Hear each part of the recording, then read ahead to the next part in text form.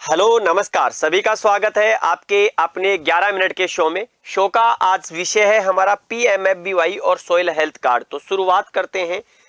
आइएगा, सबसे पहले हम देख लेते हैं आपके प्रधानमंत्री फसल बीमा योजना। प्रधानमंत्री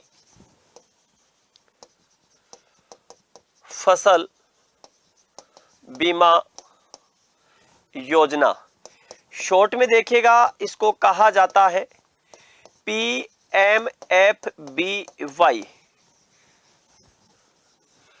आइएगा, अगर हम इसकी बात करते हैं तो यहां देखिएगा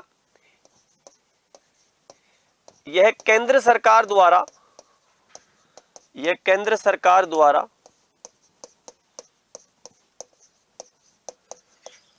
शुरू की गई योजना। अगर हम देखें तो इससे पहले भी फसलों का बीमा होता था। इसका मतलब ये ध्यान रखना, इसने national agriculture insurance scheme and modified national agriculture insurance scheme का स्थान लिया है, ये ध्यान रखना आपको। अब आप यहां पर कह सकते हैं कि sir national agriculture insurance scheme क्या थी, इसमें हॉर्टिकल्चरल क्रॉप्स को क्या है इन्वॉल्व नहीं किया गया था, लेकिन इसमें फिर फ्रूट प्लांट्स को भी इन्वॉल्व कर लिया गया था 2010 में। तो इसकी शुरुआत 2010 में हुई थी और इसकी शुरुआत 1999 में, ये ध्यान रखना। अब अगला विषय जो हमारे पास है कि आखिरकार प्रधानमंत्री फसल बीमा योजना PMFBY की शुरुआत कब की गई। तो यहां पर ध्यान रखना, इसकी शुरुआत जो की गई वो खरीफ, ठीक है, यानी कि खरीफ 2016 से जिसको कह सकते हैं इसको लागू हुआ था, ये ध्यान रखना आपको। वैसे इसकी लॉन्चिंग 18 फरवरी 2016 में हुई थी डेट, लेकिन ध्यान रखना सीजन खरीफ 2016 इसमें लागू होती है। अब अगर हम यहां पर देखें PMFBY, इसकी बात जब करते हैं प्रधानमंत्री फसल बीमा योजना की, तो इसमें आपको ये ध्यान रखना है कि इस योजना के तहत यानी प्रधानमंत्री फसल बीमा योजना के तहत पहली बार पोस्ट हार्वेस्ट लॉस को इंक्लूड किया गया। तो ये ध्यान रखना, PMFBY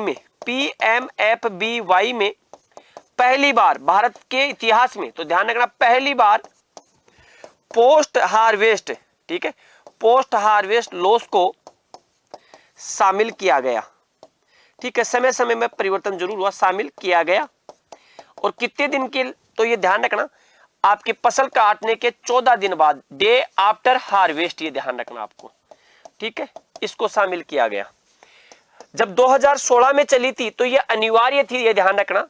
2016 में जब इसे चलाया गया तब ये क्या थी, अनिवार्य। लेकिन किसके लिए, ध्यान रखना, KCC किसान क्रेडिट कार्ड, याद रखिएगा आप अगर देखेंगे तो यहां पर किसके लिए अनिवार्य थी, किसान क्रेडिट कार्ड धारक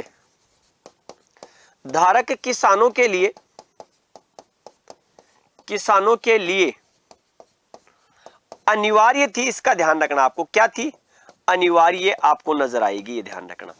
अब ये जब अनिवार्य थी तो इसकी कुछ कमियां रही, किसानों ने कहा कि हमें बीमा नहीं मिलता है, तो हम इससे क्या है, हमें फायदा नहीं है। तो सरकार ने इसमें संशोधन किया और खरीफ 2020 में, जिसको आपके PMFBY 2.0 के नाम से भी जाना जाता है, तो आप यहां पर कह सकते हैं कि इसमें संशोधन किया गया। और ये संशोधन अगर आप देखेंगे तो संशोधन किया गया खरीफ 2020 से इसमें संशोधन किया गया। और अब यह योजना KCC धारकों के लिए क्या हो गई, KCC धारकों के लिए अब यह योजना ऐच्छिक हो गई, ये ध्यान रखना। अनिवार्य की जगह क्या हो गया, अब ऐच्छिक हो गया। किसी किसान को लगता है तो वो ले सकता है, और अगर नहीं लगता तो वो इससे क्या हो सकता है, ऑप्ट आउट और ऑप्ट इन। ऑप्ट इन का मतलब होता है इसे चूज करना, और ऑप्ट आउट का मतलब होता है इससे बाहर हो जाना, ये ध्यान रखना। तो ये PMFBY के बारे में कुछ जानकारी। आगे अगर हम इस योजना की बात करें PMFBY की, तो यहां देखो मेरे भाई, इस योजना में केंद्र और राज्य दोनों जो है फसल के बीमे का जो प्रीमियम शुल्क है वो वहन करती है, और कुछ किसान।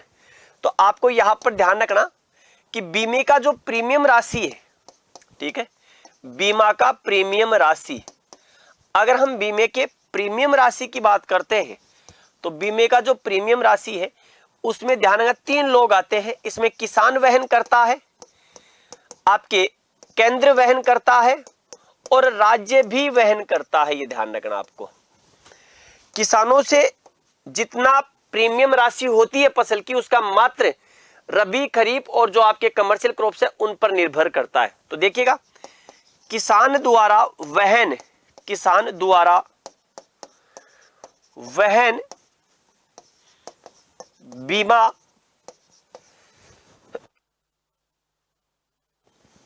बीमा प्रीमियम राशि। तो यहां पर देखिएगा, किसान से अलग अलग फसलों के लिए नाम है छोटा रबी, तो रबी फसलों के लिए जो बीमा प्रीमियम राशि होती है वो होती है 1.5%। अगर हम बात करें खरीफ की तो खरीफ फसलों के लिए बीमा प्रीमियम राशि जो होती है वो नाम बड़ा और काम भी बड़ा 2%। तीसरा, यहां पर वाणिज्यिक फसलों की जब बात करते हैं, चाहे वो आपके क्या हो, फ्रूट्स हो, चाहे आपके और कोई कमर्शियल, तो वाणिज्यिक फसलों के लिए 5%। ये ध्यान रखना आपको, ठीक है। अब अगर हम यहां पर देखें इस पीएमएफबीवाई में, तो आजकल ध्यान रखना पीएमएफबीवाई ऑनलाइन पोर्टल सुविधा उपलब्ध करवाता है। इस पीएमएफबीवाई के द्वारा फसलों का पोस्ट हार्वेस्ट लॉस भी व्यक्तिगत स्तर पर, एक और लिखो, पीएमएफबीवाई में पहली बार किसान का व्यक्तिगत बीमा दावा, किसान का पहली बार व्यक्तिगत